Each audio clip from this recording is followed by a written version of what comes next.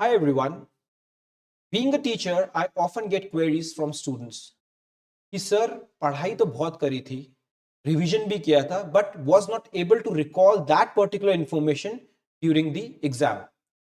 Now, our basic objective preparing for competitive exam is कि हम जो पढ़े वो हम एग्जाम में रिकॉल कर पाए. लेकिन अगर ऐसा नहीं हो रहा है तो शायद कोई इश्यू है. Maybe we are disinterested in that subject, और फॉर दैट मैटर कि हमें वो पर्टिकुलर टॉपिक अच्छा नहीं लगता है. तो हम क्या चीज कर सकते हैं कि हम जो इंफॉर्मेशन या हमने जो पढ़ाई करी है we can easily recall in the exam. So this video is about how to incorporate different learning style in your preparation so that your learning outcomes become better. The first learning style is the visual one. Now जो visual learners होते हैं generally they rely on what infographics, maybe mind maps, flow charts, क्योंकि कुछ कुछ लोगों की बड़ी photogenic memory होती है. फॉर इंस्टेंस मैं आपको एक एग्जांपल देता हूं पॉलिटी से. Right, creation of a new state. Now you know that's article 3. Now वो जो पूरा एक पैराग्राफ है जो आपने लिखा हुआ है या बुक में आपने पढ़ा, उसको आप एक समराइज कर सकते हो फ्लो चार्ट में. For example, introduction of the bill. Then you can say the president recommendation is necessary, right? And he sends to the state. तो आपने इसको यहां लिख दिया.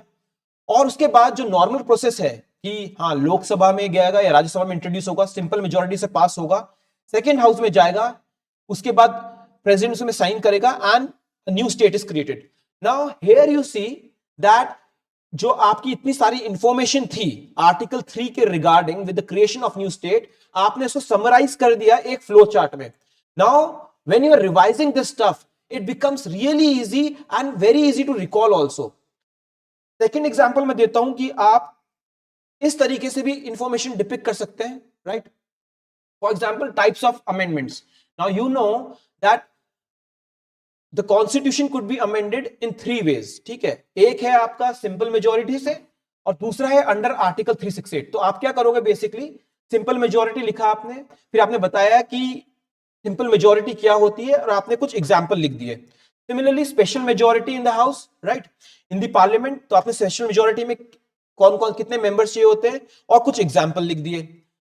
वैसे ही आपने देखा कि हाँ जो फेडरल फीचर्स को अगर आपने अमेंड करना है उसके लिए भी आपको स्पेशल मेजोरिटी चाहिए पार्लियामेंट में और ratification 50% ratification by the state. तो आपने वो लिखा और कुछ एग्जांपल लिखे.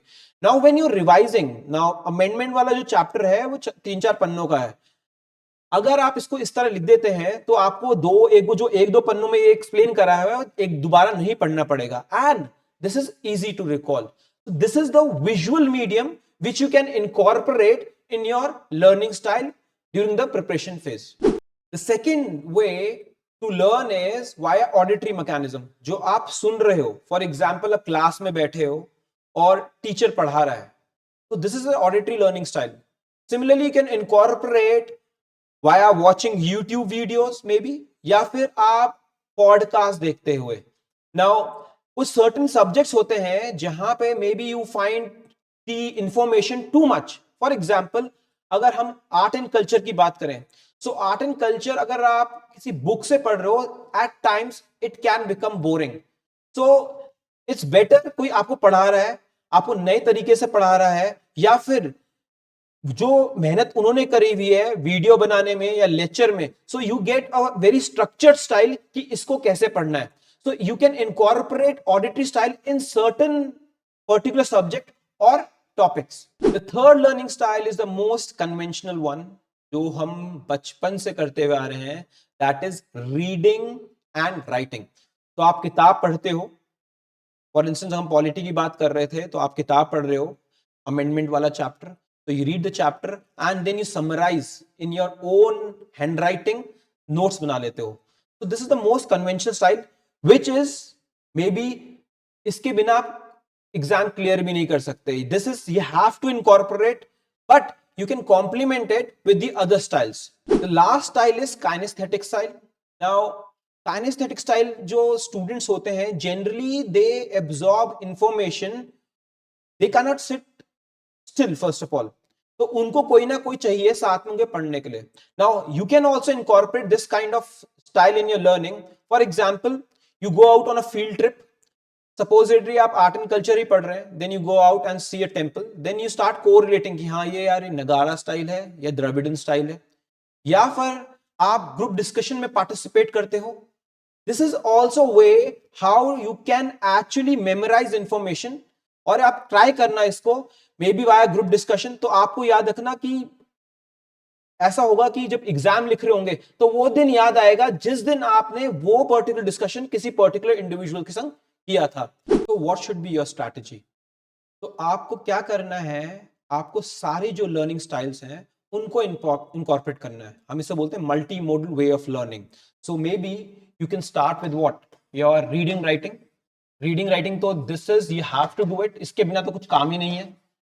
आपने अपने नोट्स वगैरह जैसे बनाए हैं, रीड करा पहले, फिर इसका नोट्स बनाए, then may be you can summarize these notes which you have made via what, using flow charts, या फिर आप बोलो माइंड मैप्स. आप ये चीज इंकॉर्पोरेट करो अपने नोट्स में. Because the thing is, the key is for you is revision multiple times. तो जितना ज्यादा कंसाइज रहेगा उतना फायदा होगा. Similarly what you can do is auditory style. जो ऑडिटरी स्टाइल है उसको भी आप इनकॉर्पोरेट कर सकते हो.